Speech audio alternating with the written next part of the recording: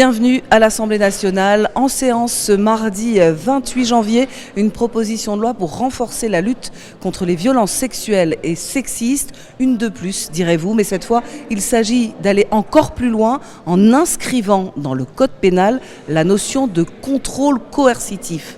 De quoi s'agit-il ? Eh bien, ce mécanisme destructeur qui consiste à mettre une victime sous emprise précède la plupart des féminicides. Avant le meurtre, l'agresseur met en place les éléments de son piège, il contrôle les sorties, les fréquentations, surveille le téléphone portable, utilise des mots rabaissants et c'est ainsi qu'il exerce peu à peu une domination conjugale. Alors pour punir ce contrôle coercitif, eh bien, le texte examiné par les députés prévoit une infraction de 3 ans d'emprisonnement et 45 000 € d'amende. Il vise aussi à prolonger le délai de prescription du viol si la même personne viole ou agresse sexuellement par la suite une autre victime jusqu'à la date de prescription de cette nouvelle infraction. La séance est ouverte. Merci Monsieur le Président, Madame la Ministre, Monsieur le Président de la Commission des lois, chers collègues. Nous voici réunis aujourd'hui pour examiner la proposition de loi visant à renforcer la lutte contre les violences faites aux femmes et aux enfants que notre désormais ancienne collègue Aurore Bergé avait déposée en décembre dernier. C'est un plaisir, Madame la Ministre, de vous retrouver aujourd'hui sur ces bancs pour discuter ensemble de ces dispositions. Nous connaissons tous votre engagement permanent sur ces sujets et je forme d'ores et déjà le vœu que nos débats nous permettent d'avancer au service des victimes de violences sexistes et sexuelles. Comme je l'ai fait devant la Commission des lois, je voudrais rappeler quelques grands enjeux que nous devons, je crois, tous garder à l'esprit au long de nos débats aujourd'hui. Ce texte vise à lutter prioritairement contre 2 types de violences qui sont massives dans notre société. D'une part, les violences sexuelles, 114 000 victimes recensées, et d'autre part, les violences commises au sein du couple, 271 victimes recensées.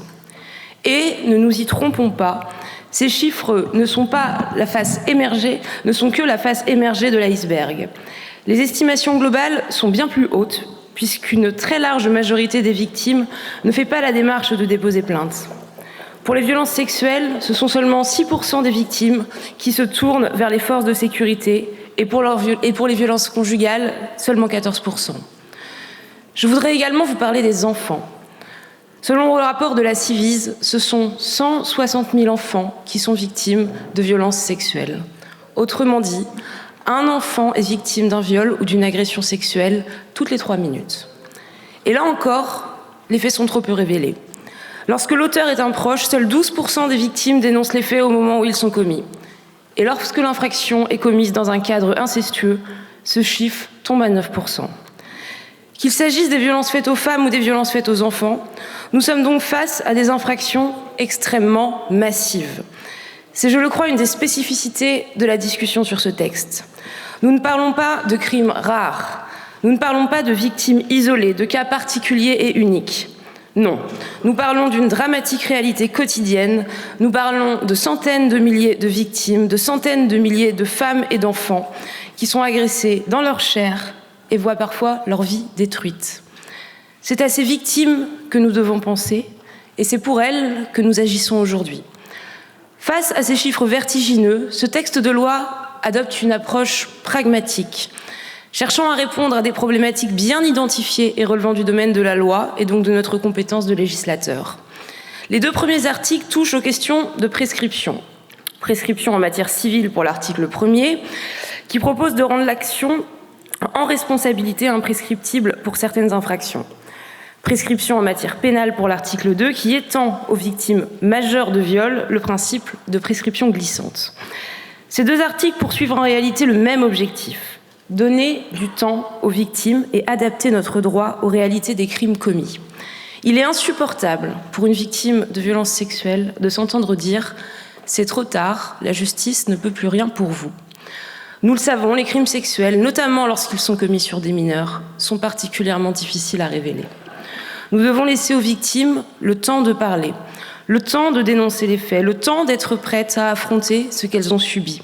Nous devons leur laisser ce temps en préservant leur possibilité d'avoir accès à la justice et d'obtenir, le cas échéant, réparation du préjudice qu'elles ont subi.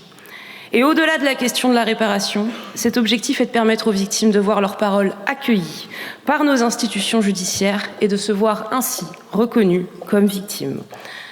Si l'article 2 a plutôt fait consensus lors de nos échanges en commission, il n'en est pas de même pour l'article 1er qui a été supprimé. Je proposerai un amendement, et je ne suis pas la seule, pour rétablir cet article. Et je voudrais expliquer ici pourquoi cette disposition me semble particulièrement importante. Nous avons beaucoup parlé de la déperdition des preuves lors de nos débats la semaine dernière, sans pour autant expliquer que nombreuses sont aujourd'hui les évolutions technologiques qui permettent de retrouver bien plus de preuves qu'il y a 30 ou 40 ans. Et nous ne pouvons ignorer ces évolutions. Par ailleurs, au-delà de cette question probatoire, cet article vise à répondre notamment au cas des aveux tardifs. Cette problématique a souvent été rencontrée par la Ciivise et, dans ces cas-là, il n'y a pas de preuves supplémentaires à rapporter. L'imprescriptibilité en matière civile permettra donc de laisser une porte ouverte aux victimes qui se retrouvent dans cette situation pour accéder à la justice et demander réparation. J'ajouterai un dernier élément. Vous le savez, notre justice pénale est conçue pour les auteurs. Elle est là pour les juger et les prendre en charge. Et les victimes n'ont qu'une place restreinte dans cette justice pénale. À l'inverse, notre justice civile laisse toute sa place à la victime puisque celle-ci se constitue la partie demanderesse. Or, dans cette proposition de loi, c'est avant tout des victimes dont nous nous préoccupons. C'est pour cela que le choix de limiter l'imprescriptibilité au champ civil me semble présenter une réelle cohérence et j'espère que nous parviendrons ensemble à rétablir cet article 1er. J'en viens à présent à l'article 3, qui vise quant à lui à insérer dans le code pénal la notion de contrôle coercitif. Il y a un an environ, la Cour d'appel de Poitiers a produit 5 arrêts venant confirmer des condamnations pour violence, menaces ou harcèlement au sein du couple, en analysant les faits dans leur ensemble, comme, je cite, la mise en place d'un contrôle coercitif dans lequel les différentes infractions venaient se contextualiser. Largement inspirés du travail de plusieurs auteurs, ces arrêts expliquent que les agissements considérés sont divers et cumulés et que, pris isolément, je cite encore, ces agissements peuvent être relativisés. Mais qu'on les identifie, qu'on les liste, qu'on les analyse, dans leur ensemble, ils forment en réalité un tout cohérent qui conduit à un contrôle coercitif. Ces actes, qui peuvent être de nature très variée, participent ainsi d'une stratégie de l'auteur visant à piéger la victime dans une relation où elle doit obéissance et soumission. Ces arrêts soulignent la gravité de ces agissements en considérant que le contrôle coercitif est une atteinte aux droits humains. Particulièrement éclairante pour comprendre et lutter contre les violences conjugales, cette notion me semble aujourd'hui devoir être intégrée dans notre droit. Comme j'ai déjà eu l'occasion de le dire en commission, la rédaction initiale de l'article 3 ne me semblait pas satisfaisante. Partageant ce constat, la commission des lois a supprimé cet article dans l'attente d'une meilleure proposition. Nous avons travaillé à une reformulation en lien avec des collègues de différents groupes et en sécurisant l'écriture avec la chancellerie, le garde des Sceaux et Madame la ministre Aurore Bergé. Je ne prétends pas avoir abouti en si peu de temps à une rédaction parfaite, mais je suis convaincue que cette nouvelle proposition a le mérite de préciser de la précision et de la clarté, des éléments indispensables. Elle pourra ainsi constituer une base de travail solide pour la suite de la navette parlementaire. Dans le cas inverse, je crois que l'Assemblée nationale enverrait aux victimes un message désastreux, refusant d'intégrer cette notion de contrôle coercitif dans le texte et prenant ainsi le risque de faire purement et simplement disparaître ce sujet qui mérite encore réflexion de la suite des travaux parlementaires. Je vous remercie. Merci Madame la rapporteure. La parole est à Madame Aurore Bergé, ministre déléguée chargée de l'égalité entre les femmes et les hommes et de la lutte contre les discriminations. Madame la ministre, vous avez la parole.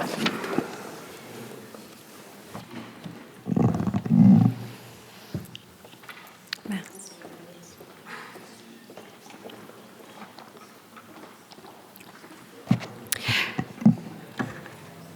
Monsieur le Président de la Commission des lois, Madame la rapporteure, Mesdames et Messieurs les députés.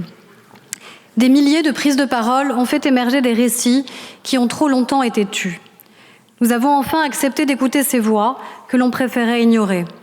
Nous avons vu paraître des ouvrages qui ont marqué l'opinion, comme ceux de Vanessa Springora, Le consentement, ou de Camille Kouchner, La Familia Grande.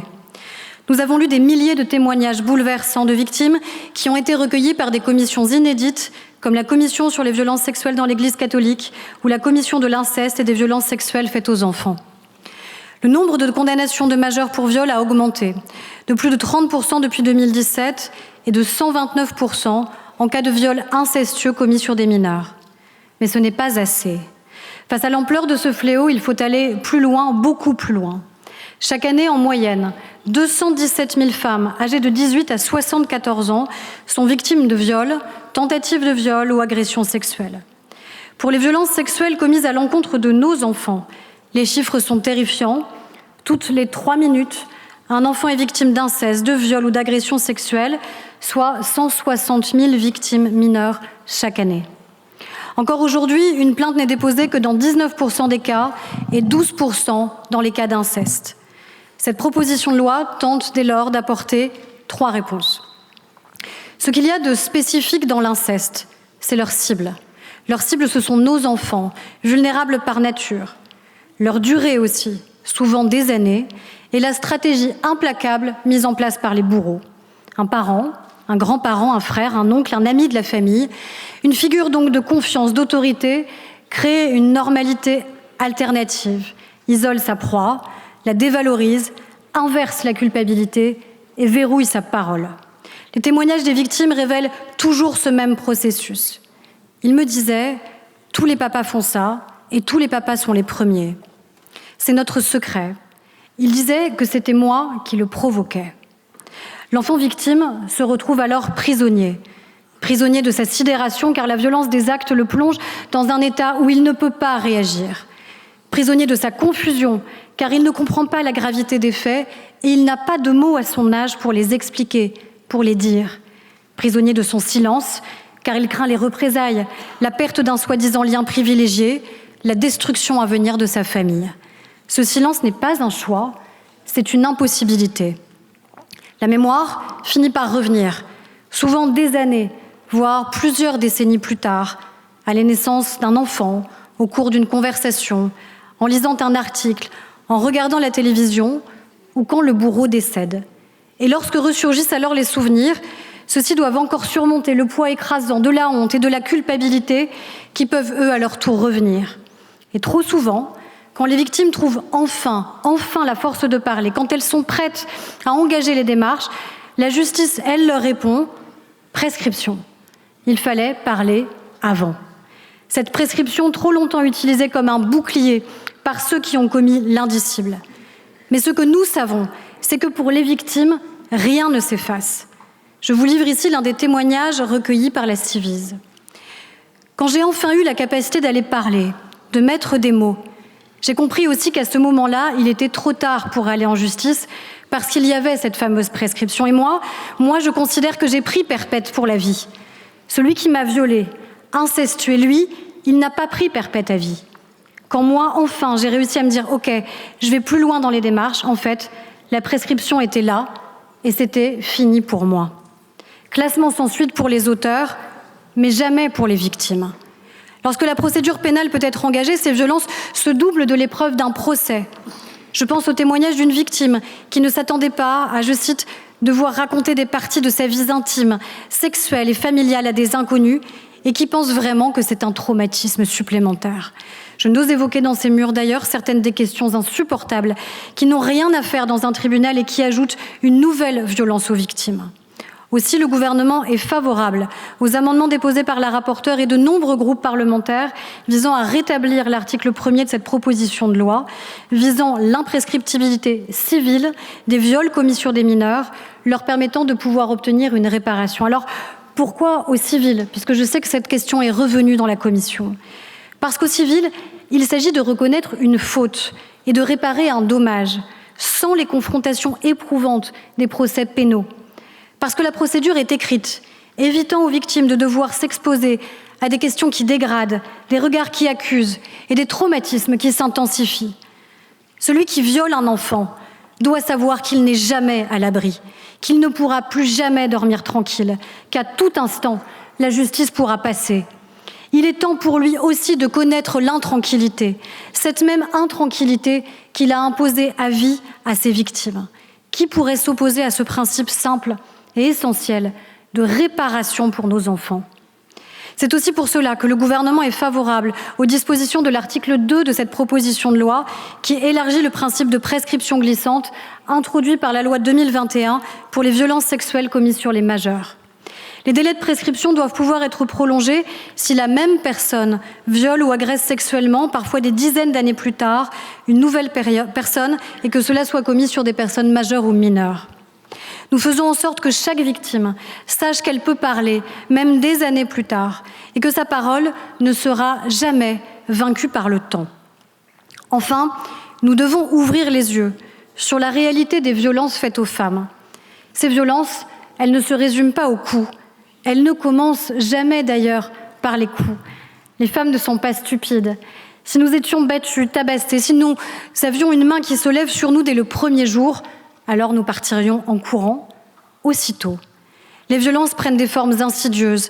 Elles s'infiltrent dans notre quotidien par des comportements apparemment anodins, des mots, des regards, des interdictions qui petit à petit isolent, détruisent l'autonomie des femmes jusqu'à les réduire à l'impuissance lorsque surviennent les violences physiques, sexuelles et psychologiques. Surveiller les horaires, les fréquentations, les interdire, tracer un téléphone portable, un GPS, vérifier le moindre euro dépensé, conduisant la victime à avoir peur de tout et tout le temps. De nombreux pays, comme la Grande-Bretagne, le Canada et certains États américains ont déjà inscrit cette forme de contrôle, le contrôle coercitif, dans leur législation, reconnaissant ainsi sa gravité et sa spécificité. Je sais qu'ici, nous partageons la conviction de l'importance de les prendre en compte. C'est pourquoi je vous invite à adopter l'amendement proposé par la rapporteure qui vise à introduire la notion de contrôle coercitif dans notre code pénal pour en créer une infraction spécifique. Mesdames et messieurs les députés, au moment où vous vous apprêtez à vous prononcer sur ce texte, gardons à l'esprit que la lutte contre les violences faites aux femmes et aux enfants ne peut plus être seulement l'affaire des victimes seules, les victimes qui ont passé leur vie souvent murées dans le silence. Elle doit devenir le combat de toute notre société. Nous ne pouvons pas laisser cette opportunité s'éteindre dans l'inaction ou dans l'indifférence. En écoutant ces moi aussi, en les écoutant vraiment, nous ne les réduisons plus au silence.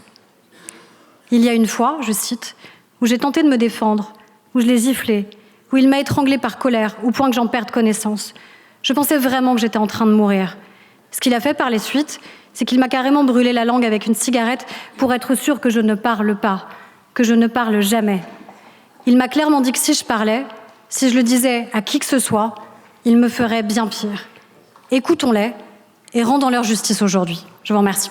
Lors de la discussion de cette proposition de loi, le consensus règne dans l'Assemblée nationale, mais il y a quand même du débat. Lors de la discussion, certains députés ont demandé au gouvernement une loi plus ambitieuse pour permettre de lutter plus efficacement contre les violences sexuelles et sexistes, mais aussi mieux les prévenir. Retour en séance.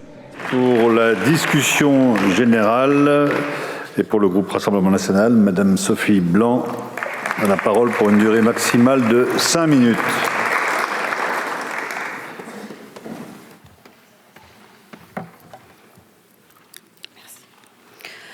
Monsieur le Président, Madame la rapporteure, mes chers collègues, la proposition de loi qui nous est présentée aujourd'hui visant à renforcer la lutte contre les violences sexuelles et psychologiques aborde un sujet d'une gravité indiscutable. Les crimes et délits à caractère sexuel recouvrent des infractions diverses, violences physiques et morales, exploitation et exhibition sexuelle. En 2023, les services de sécurité ont enregistré 114 000 victimes de violences sexuelles, dont 74% hors du cadre familial ou conjugal, soit près de 84 000 victimes. Si cette proportion est en légère baisse depuis 2016, ces chiffres restent une alerte dramatique sur l'ampleur du fléau. Le Rassemblement national a fait de la lutte contre toutes les formes de violence et particulièrement celles faites aux femmes une priorité absolue. Notre action ne se limite pas à des discours et nous avons démontré notre engagement par des actes législatifs concrets. Je veux ici rappeler la proposition de loi soutenue par notre collègue Emmanuel Taché de la Pagerie relative à la création d'une aide universelle d'urgence pour les victimes de violences conjugales qui a été adoptée par cette Assemblée. Cette loi désormais en vigueur témoigne de notre volonté d'apporter des solutions pragmatiques, efficaces et surtout adaptées aux besoins des victimes.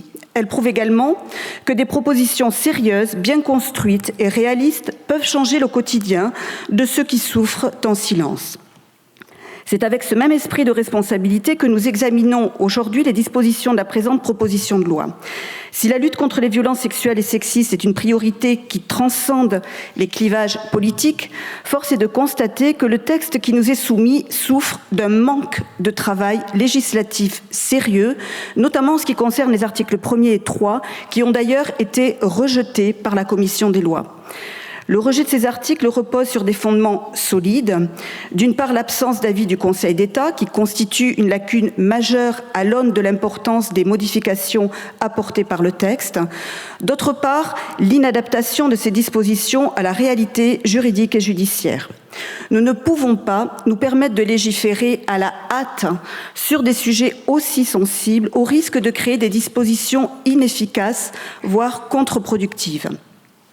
L'article 1er, qui visait à rendre imprescriptibles les actions civiles en réparation de dommages résultant de viols commis sur des mineurs, soulève des objections juridiques importantes. L'imprescriptibilité est un principe exceptionnel, historiquement réservé aux crimes contre l'humanité en raison de leur caractère unique et universel. Étendre ce principe à d'autres infractions, aussi graves soient-elles, risquerait d'en diluer la portée symbolique et juridique. Ensuite, cette mesure laisse à penser que les victimes pourraient obtenir justice plusieurs décennies après les faits. En réalité, l'imprescriptibilité civile impose à la victime de constituer seule son dossier sans l'appui de l'appareil judiciaire. Or, comment réunir des preuves solides, parfois 60 ans après les faits ? Cette fausse promesse risque d'entraîner des conséquences émotionnelles et financières dévastatrices pour des victimes déboutées par la justice civile. Plutôt que d'offrir un espoir illusoire, le groupe Rassemblement national préconise un allongement du délai de prescription à 30 ans, un compromis à la fois réaliste et protecteur. Quant à l'article 3, qui visait à définir les violences psychologiques dans le code pénal, présente également des dangers. La volonté d'introduire une définition plus précise pourrait paradoxalement restreindre le champ d'application de la loi et exclure certaines formes de violences pourtant graves. Une telle rigidité risquerait de créer des vides juridiques en écartant des situations qui, bien que non conformes à cette nouvelle définition, mériteraient pourtant d'être réprimées. Ce risque est amplifié par le fait que cette disposition semble s'inspirer d'un attendu d'une décision des juges du fond qui n'a pas été validée par la Cour de cassation. Le résultat risque d'être contre-productif, une mesure mal conçue qui fragilise plutôt qu'elle ne renforce la protection des victimes. Le combat contre les violences sexuelles et sexistes doit être mené avec rigueur, sérieux et détermination. Notre Assemblée ne peut pas se satisfaire de textes imparfaits, mal préparés ou insuffisamment concertés. Ce sujet mérite mieux qu'un traitement approximatif. Le Rassemblement national continuera de se battre pour des mesures pragmatiques, adaptées et réellement efficaces. Notre objectif est clair, protéger les victimes, garantir la justice et faire en sorte que de tels actes ne restent jamais impunis. Je vous remercie. Merci Madame Blanc. Pour le groupe Ensemble pour la République, la parole est à Madame Graziella Melchior.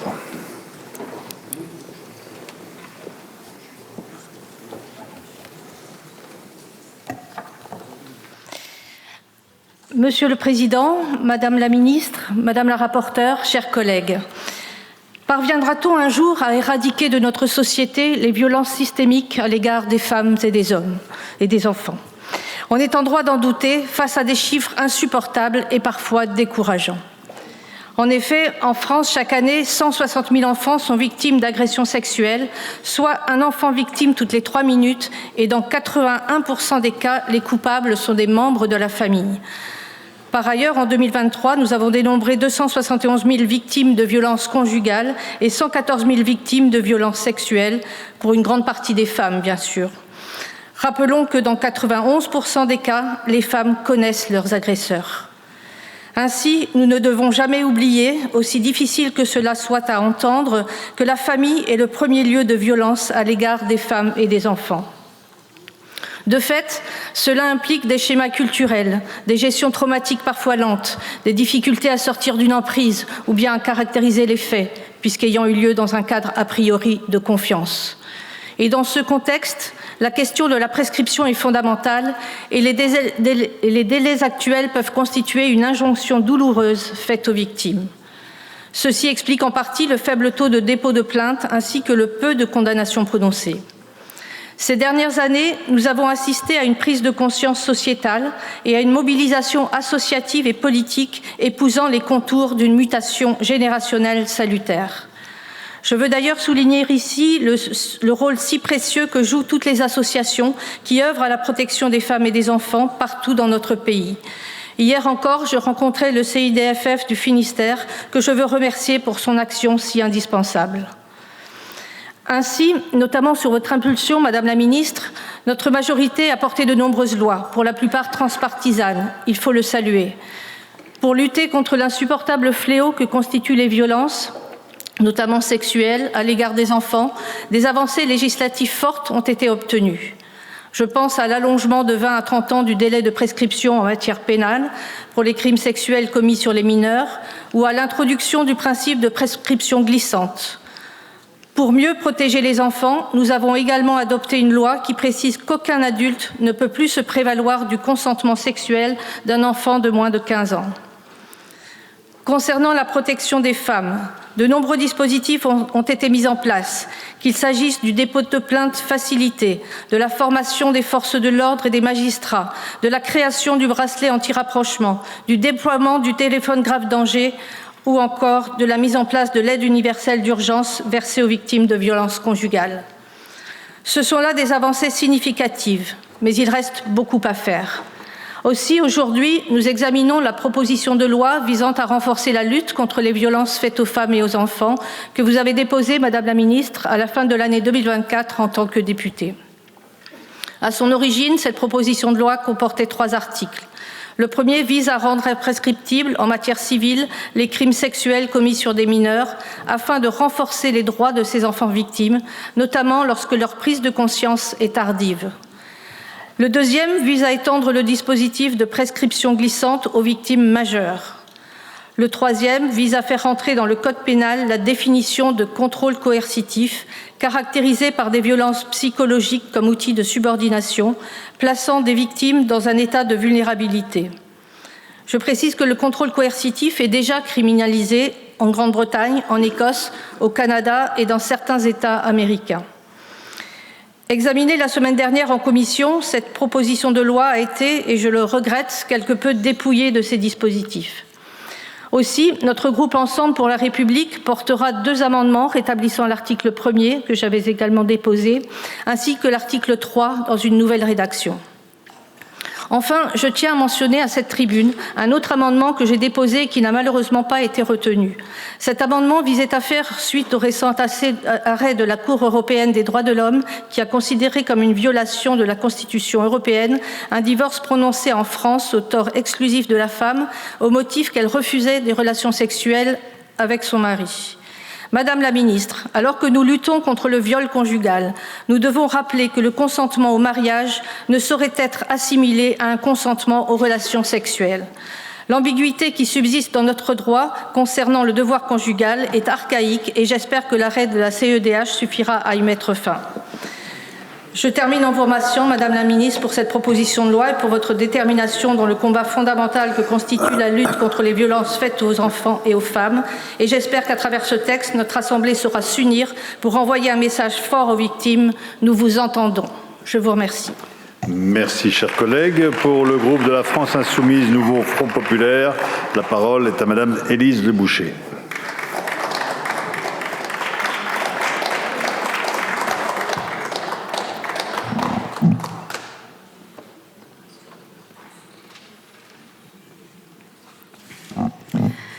Monsieur le Président, Madame la Ministre, Monsieur le Président de la Commission, Madame la rapporteure, chers collègues. Le regard que nous posons sur les enfants, la protection et l'éducation que nous leur donnons disent la société que nous sommes. Alors que nous examinons aujourd'hui la proposition de loi visant à renforcer la lutte contre les violences faites aux femmes et aux enfants, Nous voilà renvoyés à cette citation du rapport de la Civise et à la question qu'elle nous pose : quelle société sommes-nous ? Quelle société sommes-nous quand 160 000 enfants sont victimes chaque année de violences sexuelles ? Quand, toutes les 3 minutes, un enfant est victime d'inceste, de viol ou d'agression sexuelle ? Quand, sur une classe de 30 élèves, 3 d'entre eux sont la cible de ces crimes ? Quand les enfants en situation de handicap sont 3 fois plus à risque d'être victimes de violences sexuelles ? Le déni, c'est une société de spectateurs, nous dit également le rapport de la Civise. Trop longtemps, la société et ses institutions sont restées un tiers passif, un spectateur face à la violence exercée par les agresseurs. Je le rappelle, 97% sont des hommes et ont en commun de profiter d'une domination d'âge, d'autorité, de statut sur les enfants qu'ils violent. Les violeurs, ce ne sont pas les monstres de notre imaginaire collectif ou des délires racistes de l'extrême droite. Ce sont d'abord les pères, les frères, les oncles, les amis des parents, les voisins de la famille, un entraîneur. Le plus souvent, une personne en qui l'enfant a toute confiance. Quelle société sommes-nous quand, lorsqu'il révèle les violences au moment des faits, près d'un enfant sur 2 n'est pas mis en sécurité et ne bénéficie pas de soins ? Quand 3% seulement des viols et agressions sexuelles commis chaque année sur des enfants font l'objet d'une condamnation des agresseurs et seulement 1% dans les cas d'inceste. Pendant ce temps, 9 mineurs concernés sur 10 développent des troubles associés aux troubles de stress post-traumatique. Ils sont plus susceptibles d'adopter des conduites à risque, de développer des addictions ou encore de souffrir de dépression. Les effets des violences poursuivent les personnes longtemps dans leur vie, avec des répercussions importantes sur leur vie affective et sexuelle. Les agresseurs et les violences qu'ils commettent coûtent au moins 9,7 milliards d'euros par an à la société, aussi selon la Civise. S'ajoute à cela, et ce n'est pas quantifiable, le coût de l'atteinte à l'intégrité de ces enfants. Comment sortir notre société de ce rôle de spectateur dans lequel elle s'est enfermée ? En gros, comment sortir notre société de l'emprise patriarcale qui transpire dans nos institutions et dans nos familles ? Ce n'est que par une approche globale que nous pourrons gagner du terrain sur le déni et l'impunité. La proposition de loi examinée aujourd'hui, que vous-même, Madame la rapporteure, avez jugée pas assez aboutie en commission, ne s'en tient hélas qu'à une approche procédurale et parcellaire, sans tenir compte du caractère structurel et systémique des violences sexuelles et sexistes et des violences intrafamiliales.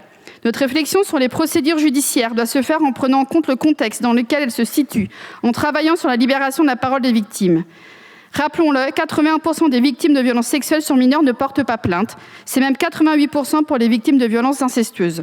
Moins de 10% des femmes portent plainte concernant les violences sexuelles subies, pour un aboutissement de la procédure judiciaire très faible. Le contexte est également celui d'un service public de la justice, qui manque structurellement de besoins pour mener à bien ses missions. La justice civile à laquelle la proposition de loi renvoie est particulièrement affectée par le manque de personnel et de moyens. La médiane du délai de traitement des affaires en première instance atteint près d'1 an et demi. Ce qui mène d'ailleurs la Commission européenne pour l'efficacité de la justice à classer la justice civile française en catégorie alerte. Face à des décennies de sous-investissement, le budget historique de l'ex-garde des Sceaux Éric Dupond-Moretti n'est pas à la hauteur des besoins. Alors que la charge des juridictions civiles et pénales ne cesse d'augmenter, vous refusez d'y accorder les moyens nécessaires en rejetant nos amendements au PLF sur le recrutement, par exemple, de 603 magistrats spécialisés dans la lutte contre les VSS ou encore l'amendement sur la formation des magistrats à cette lutte. Après des années d'austérité dans les services publics, c'est tout un filet de sécurité et de soutien qu'il convient de réinvestir afin d'agir sur le repérage et la prévention des violences faites aux femmes et aux enfants, de créer une culture de la protection et de la lutte contre l'impunité et de garantir un accompagnement global des victimes. Les acteurs de l'éducation nationale, les travailleurs sociaux, la protection judiciaire de la jeunesse, les professionnels de santé et de la justice ont besoin de moyens et de formation afin de pouvoir mener leur mission à bien. C'est d'ailleurs ce qu'appelle la Civise de ses vœux en préconisant, entre autres, puisque là nous sommes sur une mesure sur de multiples recommandations, entre autres de renforcer les moyens des services sociaux et des services de santé scolaire, d'élargir la formation des magistrats sur les violences sexuelles sur mineurs à tous les magistrats spécialisés, de garantir la prise en charge par la solidarité nationale de l'intégralité du coût du parcours de soins spécialisé du psychotrauma. J'insiste sur l'absolue nécessité d'assurer la mise en œuvre effective à l'école des séances d'éducation à la vie sexuelle et affective et de garantir un contenu d'information adapté au développement des enfants. Aujourd'hui, moins de 15% des élèves en bénéficient. La prévention et l'éducation doivent être au cœur de la lutte contre les VSS pour lutter contre la culture du viol et de l'impunité. Et là aussi, vous refusez nos amendements. En commission, l'ensemble des groupes a reconnu la nécessité d'une loi globale de lutte contre le VSS, ce que nous appelons de nos vœux depuis 7 ans. C'est une avancée notable, fruit de la mobilisation des associations. Il est désormais urgent de transformer cela en actions concrètes et de mettre en place des politiques publiques à la hauteur de ce que nous devons comme protection aux enfants et aux femmes. Merci, chers collègues. Pour le groupe socialiste et apparenté, la parole est à Madame Colette Capdevielle.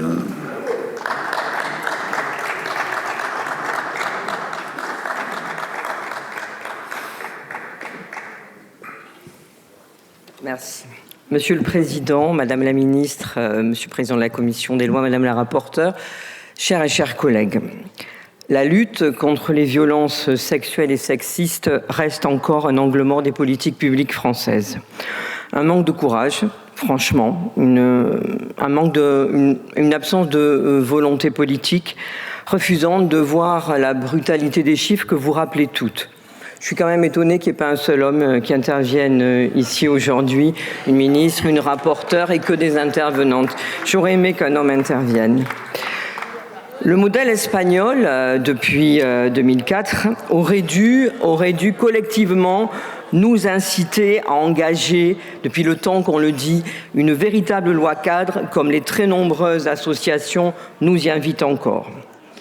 Ce 23 janvier 2025, notre pays, la France, vient d'être condamné par la Cour européenne des droits de l'homme, car un juge versaillais, récemment, avait prononcé le divorce auto-exclusif d'une épouse âgée, parce qu'elle refusait, sans raison valable, a osé écrire ce juge français, avoir des relations intimes avec son mari. Le juge français, d'ailleurs en conformité avec une jurisprudence française établie, estimait que ce refus de relations sexuelles constituait une violation grave et renouvelée des devoirs et obligations du mariage. La Cour européenne des droits de l'homme donne une magistrale claque au patriarcat français et la Cour européenne précise que tout acte sexuel non consenti est une forme de violence sexuelle et c'est pourquoi l'existence d'une telle obligation, notre bon vieux devoir conjugal, est à la fois contraire, nous dit la Cour européenne, à la liberté sexuelle et au droit de disposer de son corps et à l'obligation de prévention qui pèse sur les États en matière de lutte contre les violences conjugales. C'est le droit européen qui nous donne quand même une sacrée leçon. Fini donc le devoir conjugal, le mariage en France ne donne plus l'autorisation d'imposer des relations sexuelles à son épouse et par conséquent, refuser une relation sexuelle à son mari n'est plus un manquement au devoir conjugal. Les épouses françaises peuvent dire merci au droit européen. Lutter véritablement contre les violences de genre, c'est d'abord faire un travail effectif et efficace de prévention. Là encore, la France est à la traîne. Pas plus tard qu'hier après-midi, je recevais une lettre dont la copie vous est adressée également, Madame la Ministre, concernant la fermeture pour des raisons budgétaires du centre de santé sexuelle de l'hôpital de Bayonne et de Saint-Jean-de-Luz, dans mon territoire. Ce centre de santé sexuelle qui va fermer joue un rôle essentiel en matière de prévention, d'information, d'accueil, de prise en charge des personnes victimes de violences sexuelles. Ce centre, qui est situé dans un établissement hospitalier, offre une prise en charge totale et pluridisciplinaire pour les victimes, notamment les victimes de violences sexuelles, et garantit cette confidentialité qui est absolument essentielle pour recueillir la parole des victimes, parole qui est souvent pleine de tabous. À l'encontre de ce discours public, cet abandon de la mission de service public par l'hôpital est motivé encore par des raisons budgétaires. C'est inadmissible. C'est inadmissible comme toutes les baisses de budget pour les associations de victimes. Quel est le message envoyé à l'égard des victimes? C'est pour elles encore la double peine. Et que dire, Madame la Ministre, et j'interpelle aussi le garde des Sceaux, que ce condamné à 10 ans de réclusion criminelle sur un viol de mineur de 10 ans, la semaine dernière, lâché en liberté, même pas avec un contrôle judiciaire, parce que la cour d'appel de Versailles est totalement engorgée et n'a pas pu le juger dans le délai d'1 an. Donc un violeur condamné est aujourd'hui en liberté, sa victime avait 13 ans.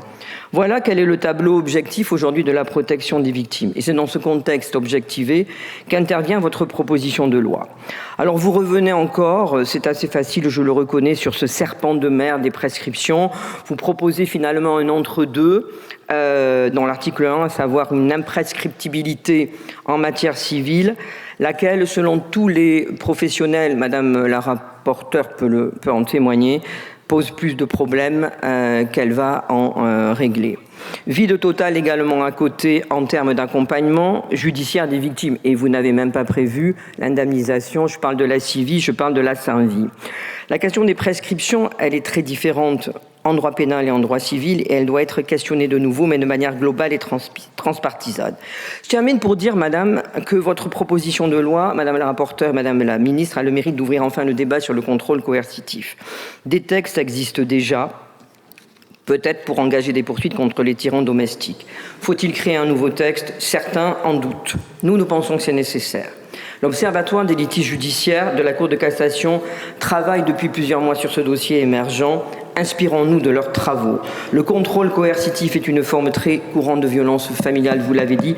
C'est du terrorisme patriarcal et c'est l'arme qui est totalement invisible pour les tiers. C'est un mécanisme, et j'en termine, subtil, pervers, destructeur qui se met en place progressivement et qui précède 9 fois sur 10 les féminicides. C'est pas simple, on va en parler parce qu'on va faire rentrer dans le droit pénal l'ordre domestique. Je me permets d'insister sur l'écriture.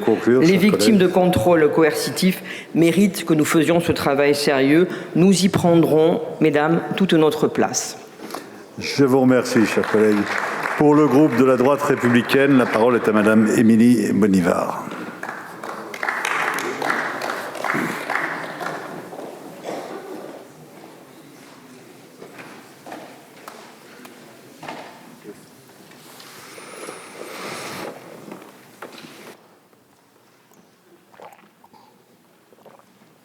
Monsieur le Président, Madame la Ministre, Madame la Rapporteure, Monsieur le Président de la Commission, chers collègues.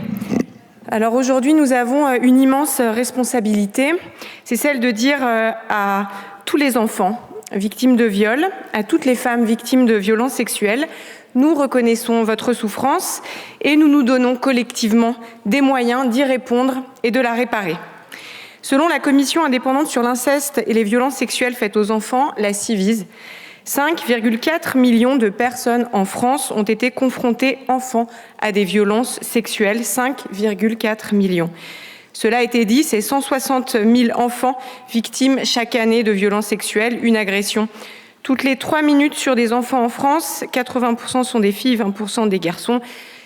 Ces chiffres sont pourtant certainement encore en dessous de la réalité et ils devraient nous sauter au visage. L'inceste et le viol, pourtant sur mineurs, sont par essence les crimes restants les plus impunis de notre société. Pourquoi? Bien tout simplement parce qu'ils ne sont pas dénoncés. Ils bénéficient d'une forme de déni social qui a longtemps prévalu et qui a étouffé la parole. Déni auquel s'ajoute l'immense difficulté, voire l'impossibilité psychique pour les victimes de briser le silence. Cette sous-révélation massive des violences conduit à l'impunité, de fait, de dizaines de milliers d'agresseurs. Voilà la situation. Seuls 12% des cas d'inceste font l'objet d'un dépôt de plainte et seul 1% conduit à une condamnation. Et pourtant, combien de vies brisées? Le pédocriminel détruit l'enfant dans son intégrité physique, psychique et morale. Il en fait un objet. Il enferme les enfants dans une sidération, une solitude et une culpabilité insupportables. Il les condamne à la dissociation, à un poids si lourd à porter. Il détruit chez cet enfant devenu adulte la confiance nécessaire en l'autre pour se construire et laisse des séquelles physiques et psychiques profondes qui entament lourdement les chances de l'adulte de vivre une vie normale. L'article 1er initial de cette proposition de loi visait à instituer l'imprescriptibilité civile pour les viols sur mineurs. Alors, l'imprescriptibilité, pas parce qu'il s'agit de comparer cela au crime contre l'humanité, mais tout simplement parce que c'est un crime dont la seule possibilité d'être énoncé par la victime, puis éventuellement dénoncé, ne peut intervenir dans l'immense majorité des cas que des décennies après la commission des faits, en raison de la réalité psychique de ces traumatismes. L'imprescriptibilité ne vient pas que consacrer la gravité d'un crime, elle peut aussi être considérée comme un outil juridique en matière civile, adapté à une dénonciation par essence tardive et à une possible réparation pour les victimes. Il s'agit d'adapter notre droit à cette réalité qui touche 160 000 enfants par an. D'autres pays l'ont fait, faisons-le. Lors des auditions, nous avons entendu des magistrats de grande qualité nous dire leurs réserves sur l'imprescriptibilité. Même uniquement civile, incapacité à juger des faits 30 ou 40 ans après, risque de déception des victimes. Tous ces arguments sont éminemment légitimes. mais il se place toujours du point de vue de l'institution judiciaire et des difficultés que peut lui poser à elle l'imprescriptibilité. Je crois que nous devons désormais changer de paradigme et donner aux victimes la possibilité d'une réparation qui leur est aujourd'hui impossible, même si c'est plus difficile, même si c'est plus compliqué, et donner à la justice les moyens d'y parvenir. Alors oui, modifier aussi profondément notre droit dans une PPL n'est pas idéal. On pourrait toujours en débattre, faire mieux, mais notre rôle ici et maintenant, c'est de décider, c'est de protéger, c'est de réparer, plus encore quand il s'agit des êtres dont la vulnérabilité est la plus grande, les enfants soumis à un fléau massif. L'article 2 étend la notion de prescription glissante aux crimes sexuels commis sur majeurs. Il vise à faciliter la reconnaissance des récidivistes, à pouvoir reconnaître toutes les victimes. Il permettra donc de mieux rendre la justice. Enfin, l'article 3, sur le contrôle coercitif et positif, il consacre une jurisprudence précieuse qui permet de mieux comprendre et qualifier les mécanismes de manipulation à la base de toutes les violences intrafamiliales et faites aux femmes, et donc de mieux les juger. Toutefois, attention à ce que cette PPL, de par une définition trop restrictive ou trop hâtive de cette notion, ne vienne en amoindrir la puissance et la portée juridique. Le groupe de la droite républicaine votera donc pour ce texte et appelle également de ses vœux, ce qui est demandé sur tous les bancs de l'Assemblée, une loi cadre globale pour mieux lutter contre les violences faites aux enfants et aux femmes. Je vous remercie. Merci Madame Bonivard. Pour le groupe écologiste et social, la parole est à Madame Sandra Regol.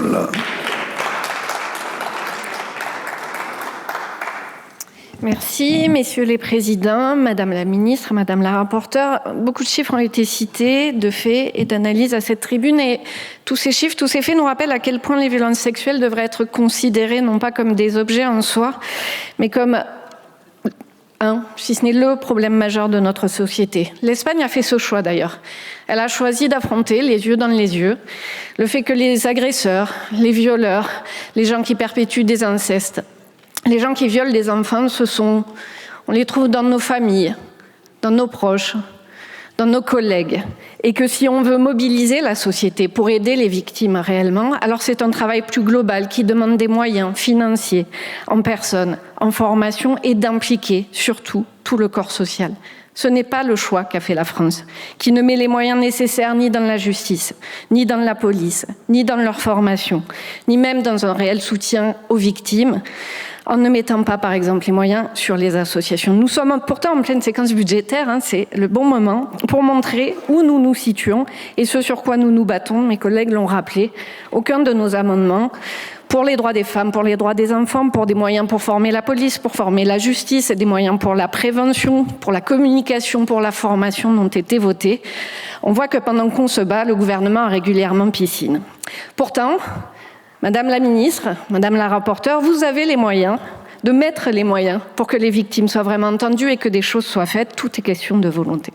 Alors de volonté, justement, il y en a dans cette PPL et nous la partageons. Celle de doter les victimes d'outils contre leurs agresseurs. Mais elle laisse de côté toutes les questions que je viens énumérer et qui sont centrales. Elle existe donc pour donner un signal. La question qui se pose ici aujourd'hui, chers collègues, c'est est-ce que nous voulons donner un signal ? Ou est-ce que nous voulons donner des moyens aux victimes pour agir contre leurs agresseurs et dépasser le cadre d'une simple proposition de loi en assumant le nécessaire travail de fond à entreprendre ? A été citée plusieurs fois la question de la vie éducative et sexuelle, perpétuellement attaquée par la droite et l'extrême droite au prétexte qu'elle dévoirait nos enfants, là où elle leur donne des outils pour comprendre que non, ce n'est pas normal quand ils subissent des attouchements, que non, ce n'est pas normal quand des gens décident de ce qu'ils doivent faire de leur corps. Et face à ça, le Premier ministre préfère, ici, dans notre hémicycle, reprendre les mots et les obsessions migratoires de l'extrême droite plutôt que d'agir pour les victimes. Alors, qu'est-ce qu'il en est de ce texte ? L'article 1, sur l'imprescriptibilité. Nous avons déjà eu le débat en commission, largement. En tout cas, j'ai tout fait pour que nous l'ayons et on a pu confronter nos visions, sans sombrer dans des jugements moraux, sans sombrer dans les invectives, et j'espère que cet hémicycle saura en faire autant. La prescription, elle existe pour prendre en compte la disparition des preuves, la disparition des témoignages au fil du temps et donc limiter les risques d'erreurs judiciaires. Elle n'est donc pas conçue contre les victimes, elle est conçue pour que justice leur soit faite. Mais surtout, le droit a déjà intégré, notamment pour les mineurs, une forme d'imprescriptibilité de fait, puisque la prescriptibilité court à compter de la date de consolidation, c'est-à-dire quand la personne a pris conscience de ce qui lui était arrivé. Ainsi donc, nous avons déjà quelque chose qui existe en matière de prescription que l'on peut mettre en pratique. Nous n'avons donc pas changé de point de vue depuis la Commission. Nous continuons à dire que nous avons besoin de moyens financiers, humains, de formation, en renforçant les VARS, en formant les professionnels de soins pour les victimes, de mettre le paquet sur la justice restaurative qui a fait ses preuves en la matière. Je sais que les associations de victimes ou d'aide aux victimes demandent pour beaucoup, pour une part en tout cas, l'imprescriptibilité. Je sais leur incompréhension à chaque fois que nous abordons ce débat d'un point de vue légal. Mais je le redis, l'imprescriptibilité civile, c'est laisser la victime seule dans un procès. C'est la laisser seule face à une démarche juridique dans laquelle elle ne sera pas accompagnée, pas épaulée. Je ne pense pas que ça, ce soit une aide. La question est donc celle de la capacité à juger, à punir les agresseurs, mais surtout à les empêcher de sévir. Nous devons trouver des moyens pour réparer, pour empêcher, pour restaurer. Et ça demande beaucoup plus.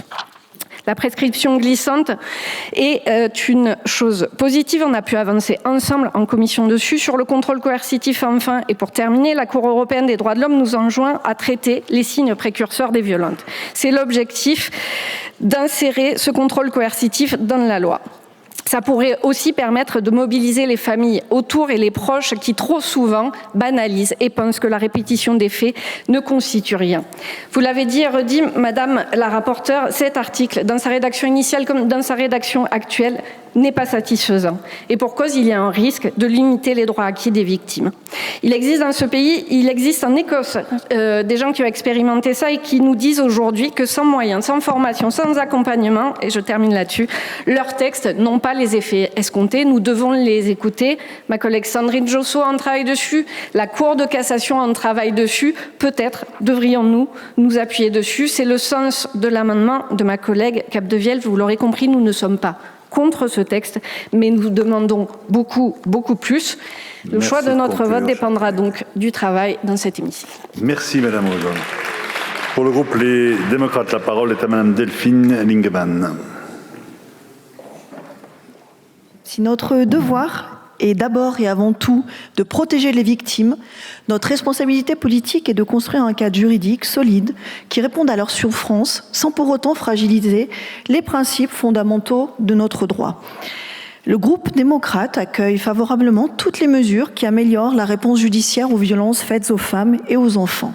Dans cette perspective, nous soutenons par principe votre proposition de loi de rendre imprescriptible l'action civile en cas de viol sur mineur.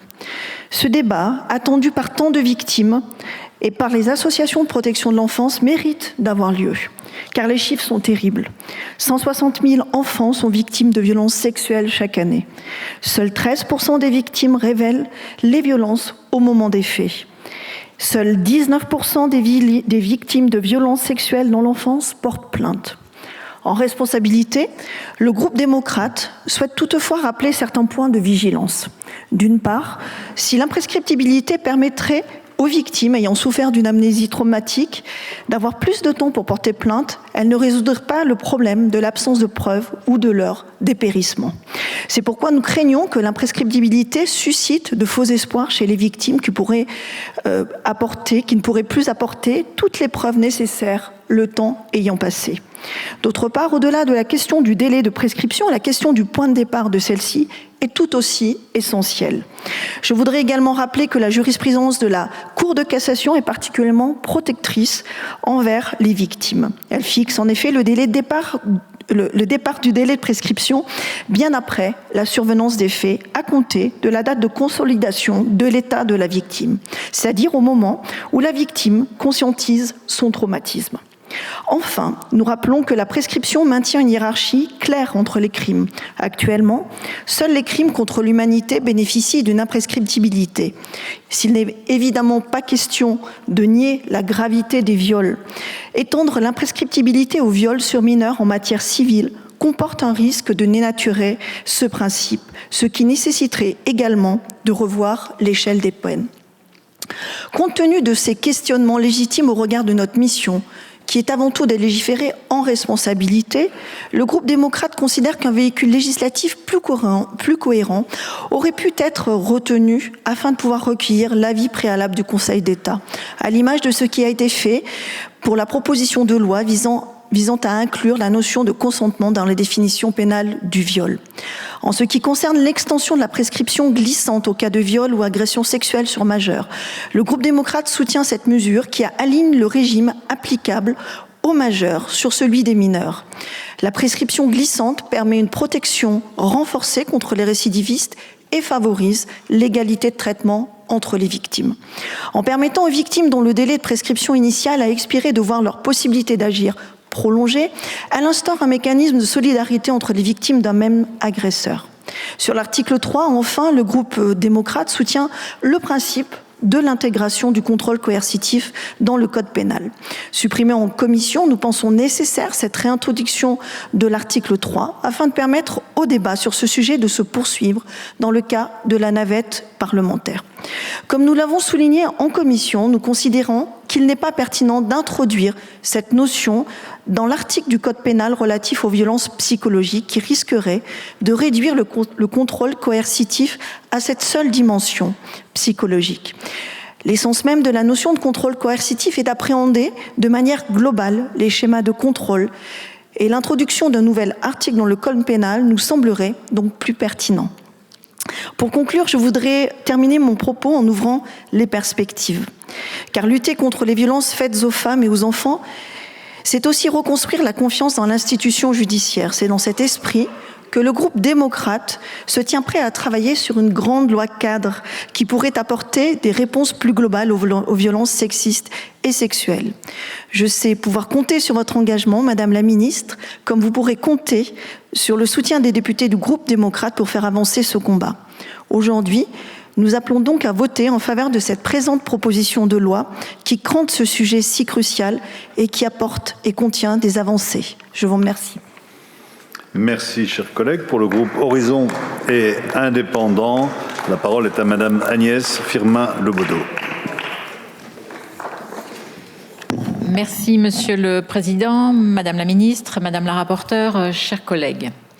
L'année 2025 est à peine entamée que de nombreux crimes à l'encontre des femmes et des enfants ont déjà été commis. Le décompte reprend. Après 2023, où la MIPROF a identifié 1185 femmes qui ont été tuées ou qu'on a essayé de tuer ou qu'on a contraintes à se suicider uniquement parce qu'elles étaient des femmes, le collectif Nous Toutes recense déjà 5 féminicides depuis le 1er janvier 2025, dont un quelques heures après le passage à la nouvelle année, le 1er janvier.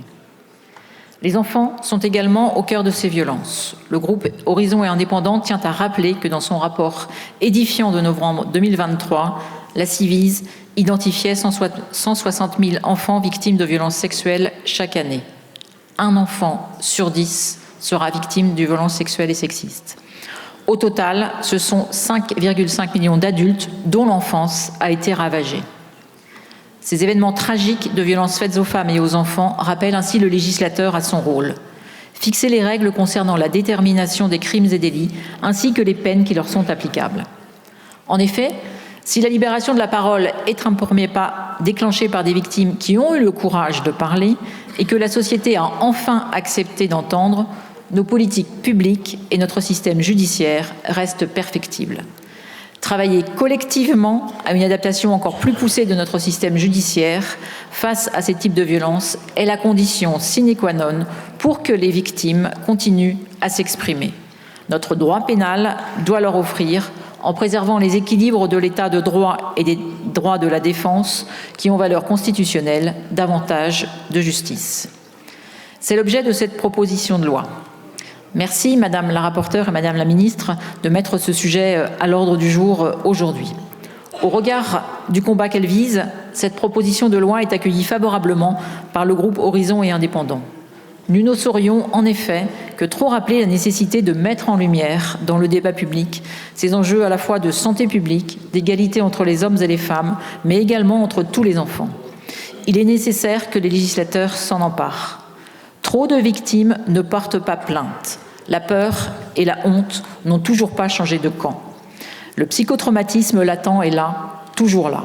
Faire fi de l'amnésie traumatique serait une erreur. La réparation est donc un enjeu. De nombreuses évolutions ont déjà vu le jour depuis ces dernières années. La loi Schiappa de 2018, qui a porté à 30 ans, après la majorité, les victimes présumées de délai de prescription des crimes sexuels commis sur les mineurs. La loi de décembre 2019, qui a prévu la possibilité du port du bracelet entre les rapprochements, ou encore le développement des téléphones grave danger. Notre groupe, comme d'autres l'ont fait, tient à rappeler et notamment à souligner que le législateur pourrait et sans aucun doute devrait aller plus loin. Il serait souhaitable, Madame la Ministre, que nous saisissions d'une loi cadre permettant de traiter l'ensemble de ces enjeux relatifs aux violences faites aux femmes et aux enfants au sein d'un travail parlementaire approfondi. Ce signal envoyé à travers cette proposition de loi contient des propositions intéressantes, notamment son article 2 qui pourrait permettre de judiciariser davantage de situations et donc d'apporter davantage de justice aux femmes et aux enfants victimes. Le principe de prescription glissante introduit par la loi du 21 avril 2020 permet en effet de prolonger le délai de prescription du viol sur un enfant si la même personne viole ou agresse sexuellement par la suite un autre enfant jusqu'à la date de prescription de cette nouvelle infraction. Actuellement, ce principe vaut seulement pour les crimes et délits sexuels commis sur mineurs. Son extension aux majeurs est une évolution très intéressante dont le groupe Horizons et Indépendants espère qu'elle fera consensus au sein de cet hémicycle. Notre groupe estime nécessaire, comme vous l'avez signalé, Madame la rapporteure, de continuer le travail que vous avez initié en réintroduisant via un amendement l'article 3, le travail parlementaire sur la notion de contrôle coercitif. Il s'agit d'un contentieux émergent de premier plan que les travaux de l'Observatoire des litiges judiciaires de la Cour de cassation, rendu court en 2025, permettront notamment d'éclairer utilement. Le groupe Horizons et Indépendants votera majoritairement cette proposition de loi. Nous le devons aux victimes. Notre responsabilité est de montrer à ces femmes, à ces enfants, que nous les entendons, que nous les comprenons et que nous les soutenons. Je vous remercie. Merci, chers collègues. Pour le groupe Liberté, Indépendants, Outre-mer et Territoires, la parole est à Madame Martine Froger. Monsieur le Président, Madame la Ministre, Madame la rapporteure, mes chers collègues, ces dernières années, les témoignages de femmes et d'enfants de victimes se sont multipliés. Les actes de violence physique et sexuelle subis, toujours plus nombreux, ont provoqué un choc dans notre société. Pourtant, nous savons que beaucoup de victimes n'ont pas encore parlé et que certaines ne parleront jamais. Dans tous les témoignages que nous avons pu lire ou entendre, un sentiment revient constamment, le sentiment d'injustice. Or, parmi tous les obstacles qui se dressent sur le long de chemin des victimes dans leur quête de réparation, la prescription est sans doute le plus redoutable. Une fois le délai atteint, tout s'arrête, le couperet du classement tombe sans suite, l'agresseur ne peut plus être inquiété et peut continuer en toute impunité. Pour autant, notre groupe tient à souligner que la question de la prescription ne saurait résoudre elle seule le problème, l'essentiel des classements relevant d'une infraction insuffisamment caractérisée et d'un manque de preuves. Je rappelle que le taux de classement sans suite pour viol est de 94%. Cette situation n'est plus acceptable et la proposition de loi que nous examinons et toutes les modifications permettant de faire évoluer nos procédures civiles et pénales afin de mettre un terme à ce sentiment d'injustice doivent être débattues. En commission des lois, l'article 1er de cette PPL a été rejeté. Il visait à rendre imprescriptible l'action civile en cas de viol sur mineur. Cette mesure touchait un sujet sensible. Notre groupe reste convaincu que la notion d'imprescriptibilité doit rester réservée aux crimes contre l'humanité. Mais il nous faut entendre aussi les demandes des associations concernant la réparation des victimes. C'est à mes yeux impératif. Or, en se limitant à la matière civile tout en évitant le volet pénal, l'article 1er aurait pu constituer une solution de compromis. Je suppose que nous aurons à nouveau ce débat aujourd'hui au cours de l'examen des amendements qui souhaiteraient intégrer cette disposition. Je crois pour ma part qu'il est important de mesurer l'impact que peut avoir cette imprescriptibilité sur les victimes. Lors de nos travaux, certains de nos collègues ont souligné le risque de voir se tenir des procès impossibles à mener convenablement en raison de la date de commission des faits, ce qui, in fine, pourrait donner de faux espoirs aux victimes en cas d'insuffisance de preuves. J'entends ces arguments, toutefois j'estime qu'il est important de ne pas s'enfermer dans un débat de juristes sur cette question. Cela a été dit, nous parlons de près de 160 000 enfants victimes de violences sexuelles et d'inceste chaque année. L'ampleur de ce phénomène et la vulnérabilité de ces victimes justifient grandement une évolution conséquente de nos procédures. Concernant l'article 2, qui étend le mécanisme de prescription glissante aux majeurs, nous considérons qu'il s'agit là d'une évolution substantielle.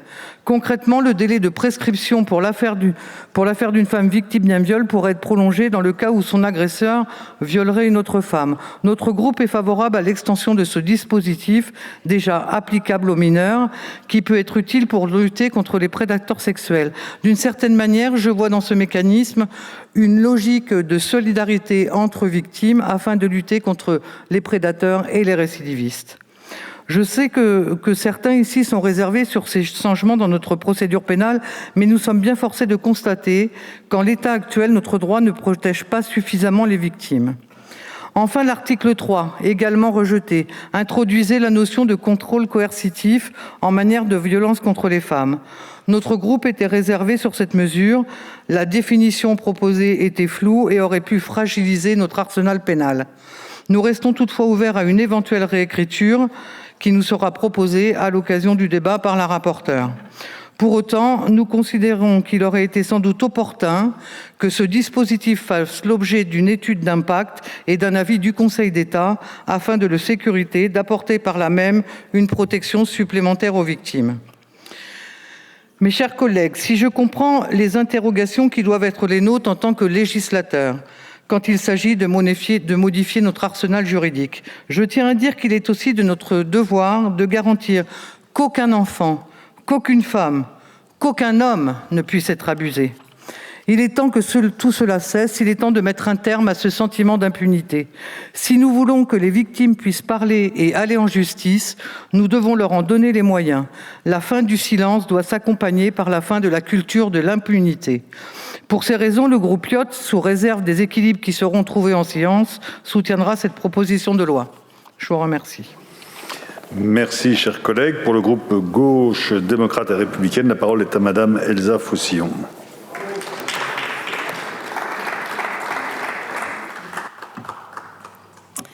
Monsieur le Président, Madame la Ministre, Madame la Rapporteure, Monsieur le Président de la Commission des lois, chers collègues.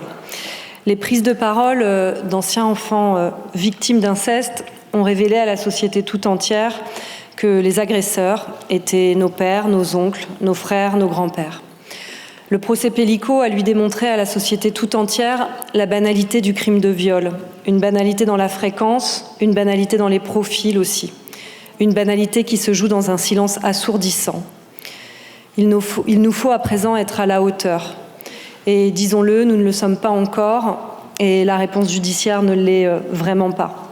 Vous avez rappelé des chiffres, je le fais également, seuls 6% des victimes de viol portent plainte, 94% de ces plaintes sont classées sans suite, 86% concernant les violences sexuelles. Alors, il ne s'agit plus seulement d'écouter les victimes, mais bel et bien d'agir.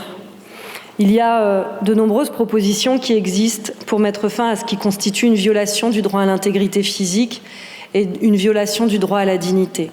Dans ces propositions, il y a la proposition de l'adoption d'une loi cadre contre les violences sexistes et sexuelles. Une loi cadre, une loi intégrale, globale, pour s'attaquer à tout ce qui touche à ces violences sexistes et sexuelles. Je pense notamment à l'abondement massif de financement aux associations de défense des droits des femmes, mais aussi la nécessaire formation citoyenne et politique sur les différentes formes de domination patriarcale et sur les procédés des agresseurs. Nous examinons aujourd'hui une proposition de loi composée de mesures portée par la Civise, qui depuis plusieurs années réalise un travail d'alerte remarquable que je souhaite saluer. Parmi elles, il y a l'imprescriptibilité de l'action civile, et je dois le dire, elle soulève plusieurs interrogations, et ces interrogations, vous les avez entendues lors de la commission des lois du 22 janvier. L'imprescriptibilité civile implique que la victime peut se voir indemnisée pour le viol qu'elle a subi à n'importe quel moment et quand bien même l'action publique serait prescrite. Or, l'action civile repose en partie sur l'action pénale. Afin d'indemniser la victime d'un viol, il faut prouver un fait générateur du préjudice qui est ici précisément le viol. En l'absence de possibilité pour le procureur de mener une enquête en raison de la prescription au pénal, la caractérisation du fait générateur est alors impossible. Aussi, il ne faut pas sous-estimer le phénomène de déperdition des preuves qui empêche toute caractérisation de l'infraction. C'est non seulement un des fondements de la prescription, mais c'est aussi et bien souvent un des fondements des classements sans suite. Seul un cas subsiste alors, celui où l'auteur avouerait le viol après la prescription de l'action publique. La probabilité d'un tel événement dans le cadre d'une société mue par un patriarcat plurimillénaire reste très faible. Non seulement la société ne l'y invite pas, mais encore l'auteur de viol n'a, disons-le, aucun intérêt de supporter les conséquences de tels aveux. Aussi, il y a un risque, et c'est celui-là que nous évaluons et sur lequel nous nous penchons au travers de cette proposition de loi, c'est celui de créer de faux espoirs. Et il est important selon nous. Et en bout de chaîne, c'est l'autorité judiciaire qui sera qualifiée d'incompétente et les victimes qui se sentiront peut-être encore plus abandonnées. La justice risque de se voir opposer un nombre important de procédures enregistrées et peu de condamnations prononcées en raison du manque de preuves du fait générateur de préjudice. Enfin, le caractère imprescriptible pourrait, dans certains cas, faire peser sur la descendance de l'auteur l'indemnisation du crime s'il vient à décéder. L'extension, lui, de la prescription glissante aux victimes majeures ne pose pas, pour mon groupe, de difficultés, la pratique permettant en réalité déjà de couvrir ces cas de figure, mais nous ne voyons pas d'obstacle, au contraire, à l'inscrire dans la loi. Concernant le contrôle coercitif, la rédaction proposée en commission des lois a posé plusieurs problèmes. Ça a été un avis assez partagé par l'ensemble des membres de la commission. On pense que l'efficacité de cette infraction repose sur la qualification autonome qu'elle pourrait obtenir. Il faut en tout cas faire attention quand même, je le crois, dans la nouvelle définition. Celle de Madame Josso nous semblait intéressante et en même temps, il faut faire attention à ne pas trop restreindre dans l'écriture les marges possibles du magistrat. Pour finir, je veux dire combien il nous faut avancer et rapidement vers une loi cadre à même de s'attaquer à tout ce qui pourrait aujourd'hui lutter efficacement contre les violences sexistes et sexuelles dans la société. En ce qui concerne ce texte aujourd'hui, vous l'aurez compris, c'est nos débats actuellement qui seront importants pour en décider. Je vous remercie. Merci Madame Faucillon. Pour le groupe UDR, la parole est à Madame Sophie Ricourt-Vaginet.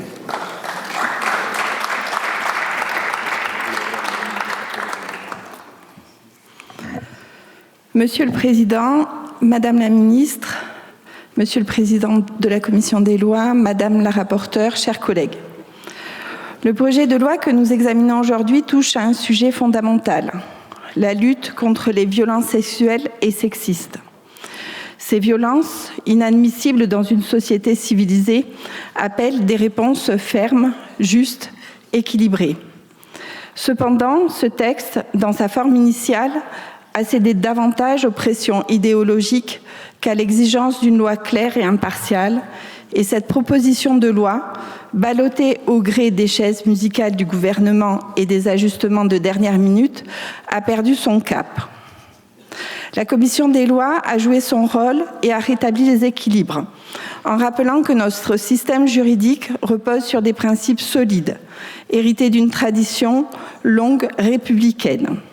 Parmi eux, l'imprescriptibilité est une exception, réservée aux crimes contre l'humanité qui touchent à l'universel et défient la temporalité.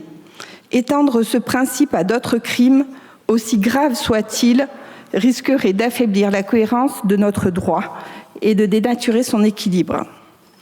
Et ce n'est pas manquer de considération pour les victimes que de défendre cette ligne. Au contraire, c'est affirmer que la justice doit rester une institution forte, respectée et respectueuse des droits de chacun, y compris ceux de la défense. Cela étant, la disposition de prescription glissante pour les majeurs inclut dans ce texte mérite d'être saluée. Elle constitue une réponse pragmatique et adaptée à la nature répétitive des comportements criminels, permettant ainsi de garantir que la justice puisse se saisir de faits trop longtemps occultés. L'intégration des violences psychologiques dans le cadre pénal, bien que louable dans son intention, doit être envisagée avec la plus grande prudence face aux dérives idéologiques. Ces violences, par leur nature subjective, sont complexes à définir et à prouver. Si nous ne voulons pas fragiliser notre justice, il est impératif d'éviter un excès de flou législatif qui ouvrirait la porte à des abus ou des dérives, et il est tout aussi impératif de faire confiance à notre justice qui a établi une jurisprudence précise sur le sujet. Par ailleurs, nous devons être extrêmement prudents avec une certaine forme de militantisme outrancier qui, sous couvert de féminisme, cherche à opposer systématiquement les hommes et les femmes. Ces discours militants détournent l'attention de véritables enjeux: protéger les victimes, sanctionner les coupables et préserver la sérénité de notre tissu social. Il ne suffit pas de multiplier les textes de loi pour répondre aux attentes légitimes des victimes de ces crimes odieux. Ce qu'il faut avant tout, c'est renforcer les moyens alloués à notre justice et à la police, former nos magistrats et nos policiers, moderniser nos tribunaux et garantir une application rigoureuse des lois existantes. Trop souvent, l'État compense ces carences par une inflation législative qui produit plus de confusion que d'efficacité. Mes chers collègues, avec Éric Ciotti et le groupe UDR, notre rôle est clair: porter une vision exigeante et responsable de la justice, une justice ferme mais équilibrée, qui protège sans excès et punit sans faiblesse et demeure fidèle aux principes fondamentaux de notre droit. Elle ne doit jamais céder aux passions idéologiques, mais toujours s'inscrire dans la recherche d'une vérité impartiale et durable. Pour conclure, je souhaite rappeler cette réflexion éclairante de Simone Veil. Une femme ne veut pas être honorée comme une créature sacrée. Elle veut qu'on lui permette de respirer et de vivre. Et c'est cet équilibre entre liberté et dignité que nous devons viser. Notre responsabilité est de garantir à tous une justice à la fois humaine et rigoureuse, dans le respect des valeurs qui fondent notre société. Ce combat est celui d'une République forte et juste, et il nous engage tous. Je vous remercie. Merci, chers collègues. La discussion générale est close. Je vais mettre aux voix par scrutin public l'ensemble du texte. Merci de regagner vos places. Le scrutin est ouvert.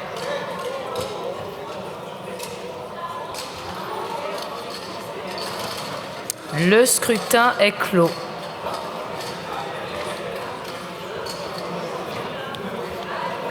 Voici le résultat du scrutin.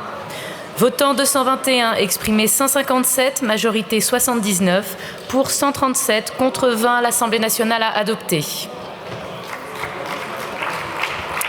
Et je donne la parole à Madame la Ministre. Merci Madame la Présidente je tenais très sincèrement à vous remercier pour la qualité des débats. Nonobstant un certain nombre, encore une fois, de divergences, parfois de vues politiques ou juridiques, mais vous remercier très sincèrement, rappeler 2 engagements. Le premier sur l'éducation à la vie affective, relationnelle et à la sexualité, parce que nous devons enfin à nos enfants de pouvoir les protéger face aux violences sexuelles qui touchent trop de nos enfants, et donc nous devons garantir que ces programmes soient rendus publics et surtout soient appliqués et soient rendus effectifs. Et d'autre part, j'enverrai dès cette semaine à l'ensemble des présidents de groupe un courrier leur demandant quels sont les représentants que chacun des groupes choisit, de manière à ce que nous puissions avancer collectivement. C'est une loi cadre, une loi intégrale, mais encore une fois, sur une meilleure protection tout simplement des victimes des violences sexuelles. Et enfin un vœu, je ne désespère pas d'arriver à vous convaincre, et je crois que dans tous les groupes, il y a parfois des doutes sur cette question. Je l'ai vu et je l'ai senti dans les débats, donc je continuerai à espérer vous convaincre sur l'imprescriptibilité en matière civile, et je vous remercie très sincèrement pour votre présence et votre engagement. Adopter très largement la proposition de loi d'Aurore Bergé pour mieux lutter contre les violences sexuelles et sexistes en inscrivant notamment dans le code pénal la notion de contrôle coercitif. Vous pouvez revoir l'intégralité de cette séance sur lcp.fr. Je vous dis à très bientôt pour voir ou revoir une autre séance. Ciao, ciao.